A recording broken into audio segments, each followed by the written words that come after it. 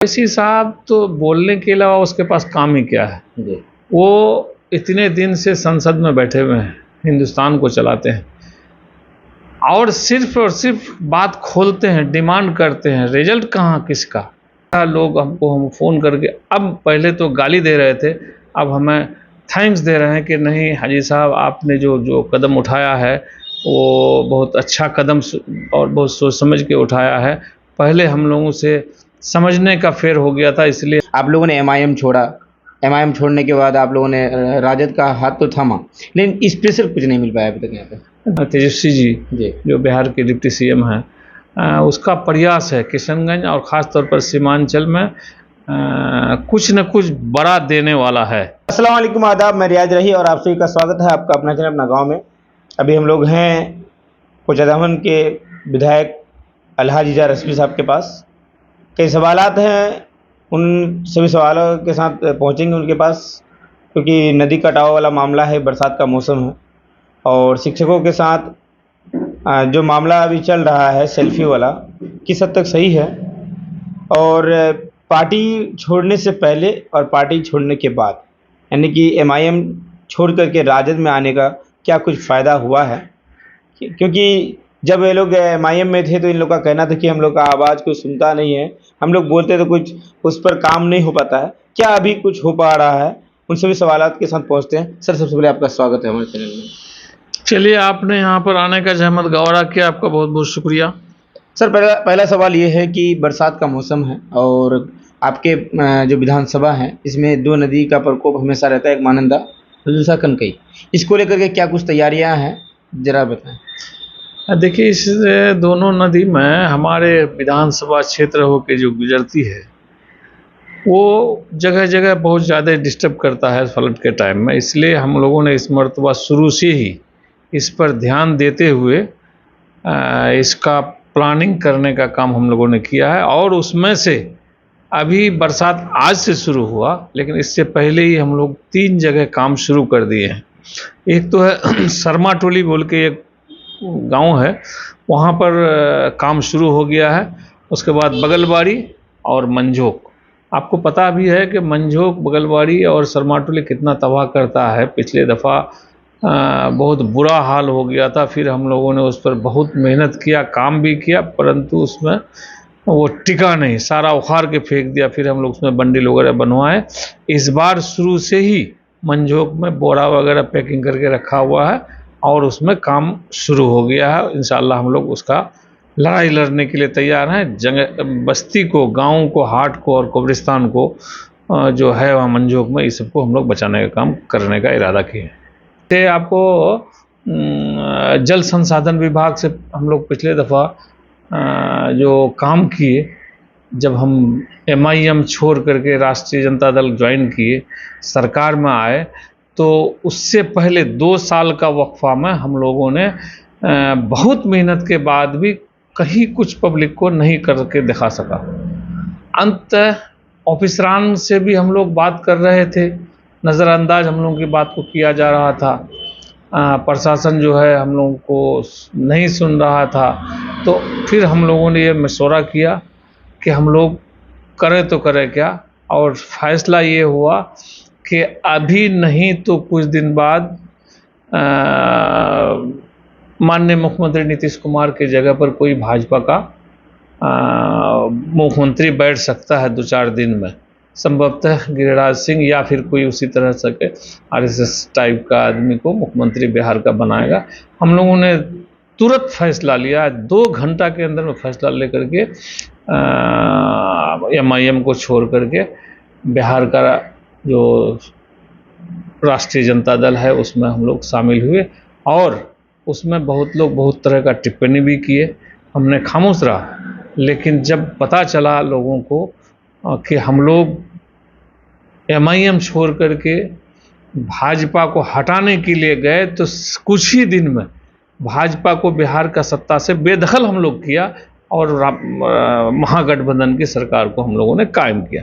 उसमें जब हम आए तो फिर ये जो फ्लड फाइटिंग है, जो जल संसाधन विभाग का जो काम हो रहा है, उसमें हम लोगों ने तकरीबन 12 करोड़ रुपया, मतलब 10 करोड़ रुपया का तो काम हो चुका है और उसके बाद जो है और भी हम लोग काम करा रहे हैं। जैसे मजकूरी में 1,97,000 हुआ, मंझोक में 1,56,000 हुआ, 12,86,000 का हुआ। पोरलाबाड़ी में हम लोग काम किए 96 लाख का।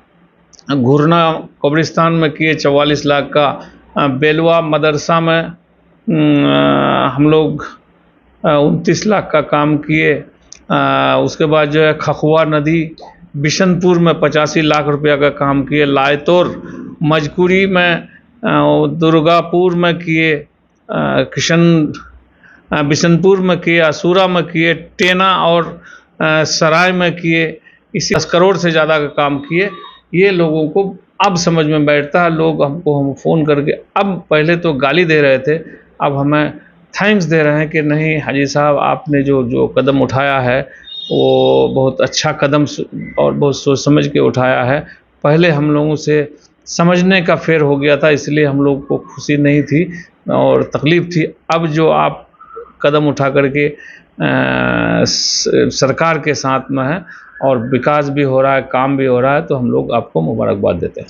सर स्पेशल पैकेज कुछ नहीं मिला सर, आप लोग को जाने के बाद भी यहाँ पे स्पेशल पैकेज मिलना था, जबकि वो बोले भी थे कि सीमांचल डेवलपमेंट का काम करेंगे, यहाँ पे काउंसिल का काम करेंगे, वो भी नहीं हो पाया। यहाँ पे तेजस्वी यादव खुद से बोल के गए थे। आप लोगों ने एमआईएम छोड़ा, एमआईएम छोड़ने के बाद आप लोगों ने राजद का हाथ तो थामा, लेकिन स्पेशल कुछ नहीं मिल पाया अभी तक यहाँ पे।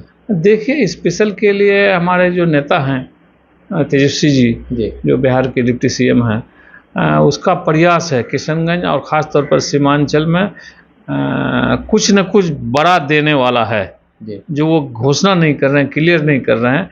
हमें उम्मीद है, जो गुफ्तगू से उसका पता चलता है कि वो सीमांचल में कुछ न कुछ बड़ा चीज़ जरूर देगा। जिस तरह से ओवैसी साहब बोल रहे कुछ बड़ा देने वाले, लेकिन दे ही रहे हैं आज 2015 से, उसी तरह तेजस्वी यादव जी बोले। क्या हो सकता है कि ऐसा तो नहीं होगा कि जिस तरह से ओवैसी साहब यहाँ पे बोल रहे हैं उसी तरह तेजस्वी यादव भी बोल के रह जाए? देखिए ओवैसी साहब तो बोलने के अलावा उसके पास काम ही क्या है जी। वो इतने दिन से संसद में बैठे हुए हैं, हिंदुस्तान को चलाते हैं और सिर्फ बात खोलते हैं, डिमांड करते हैं, रिजल्ट कहाँ किसका। लेकिन अब देखिए ये जो तेजस्वी का महागठबंधन का सरकार जब से हुआ, तो माननीय मुख्यमंत्री और तेजस्वी जी दोनों बोले कि हम 10 लाख नौकरी देंगे और 10 लाख रोजगार देंगे। आपको मालूम होना चाहिए कि तेजस्वी जी और मुख्यमंत्री नीतीश कुमार जी दोनों मिल करके लगभग 6 लाख के आसपास में नौकरी तो दे चुका है। अब 4 लाख है, तो अभी टाइम भी बहुत है। हर लोगों को, हर वादा को पूरा करने का हमारा नेता कोशिश कर रहा है। सर बात नौकरी की करें तो परेशानियां बढ़ा दी हैं। पहले डीएलएड करवाए, फिर सीटेट करवाए, फिर बीपीएससी करवाए, अब डोमिसाइल को हटा दिया जाता है। तो किस तरह का, ये तो यहाँ के लड़कों के साथ सिर्फ अन्याय हो रहा है ना सर। काम कहाँ मिल रहा है इन लोग को? ये लोग पहले सीटेट किया, डीएलएड किया, सीटेट पास किया, अब डोमिसाइल जो उसका अधिकार था कि यहाँ के लोग ही काम कर सकते हैं, अब बाहर के लोग भी काम करेंगे, तो ऐसे में तो इन लोगों को स्कोप कम मिलेगा ना। हाँ, आपका ये सवाल जायज़ है और लोगों ने भी हमारे पास आया और उन लोगों की बात को भी हमने सुने। सभी से हम ये बात कहे हैं कि हम 3-4 दिन में पटना जाएंगे और शिक्षा विभाग से और हो सके तो मुख्यमंत्री से और डिप्टी सीएम से भी इस सिलसिले में बात रखेंगे कि किसी भी तरह से किसी भी आदमी को एक तरह का सज़ा देना चाहिए, एक ही तरह का काम करना चाहिए। सारा चीज़ करने के बाद भी वो नहीं कर रहे हैं। थोड़ा सा हमारे क्षेत्र में क्या पूरे बिहार में जो शिक्षा विभाग में रुचि रखते हैं और वो काम करते हैं, उन लोगों का नाराज़गी जो हम लोग को देखने के लिए मिला, इस नाराज़गी को हम लोग माननीय मुख्यमंत्री के सामने में रखेंगे और कहेंगे कि इसमें हमारे लोग जो है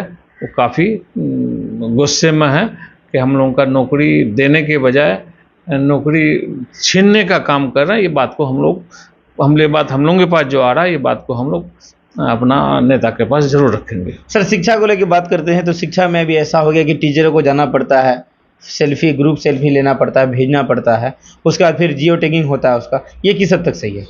देखिए ये तो सही है, गलत है, जो है ही। और अगर इसको हमारी सरकार सही मानता है तो हम वो बात नहीं कहते हैं कि गलत है आप, लेकिन आपका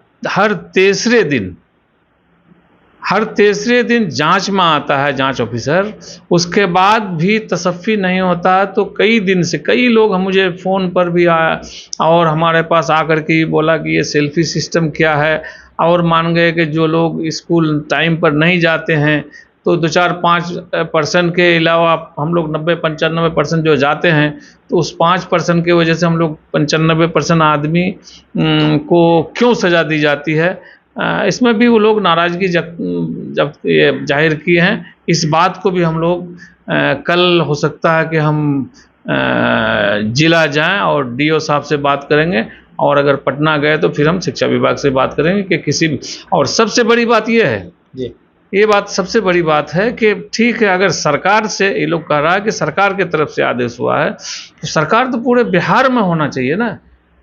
ये किसी भी जिला में नहीं हो रहा है। हमने पता किया, किशनगंज ही में सिर्फ हो रहा है। इसलिए हम सोचे कि पहले डीओ साहब से बात करेंगे, नहीं हुआ तो फिर डीएम साहब से बात करेंगे, और इस बात को हम लोग शिक्षा विभाग से भी बात करेंगे कि आखिर बात क्या है कि इस तरह का करता है। सर आखिरी सवाल, महाराष्ट्र में कुछ दिनों 2 दिन पहले महाराष्ट्र की राजनीति बहुत उलटफेर हुई है, और लोगों का कहना है कि कहीं ना कहीं बिहार में भी ऐसा हो सकता है। क्या कुछ ऐसा हो सकता है सर? ऐसा कुछ नहीं, बिहार में अंदरूनी कुछ चल रहा है क्या? नहीं, ऐसा बिहार में कहीं कोई बात नहीं है। हमारे गार्जियन लालू प्रसाद यादव जी भी बोले हैं, कल भी परसों भी बोले हैं कि नहीं, यहाँ पर जो अफवाह फैला रहा है ये सब गलत बात है। नीतीश कुमार जी हमारे साथ पहले से भी थे, आज भी है, और कल तक भी रहेंगे। इसमें हमारे बीच में, हमारे पार्टी में कहीं, हमारे गठबंधन में कहीं कोई दिक्कत नहीं। बहुत शुक्रिया सर।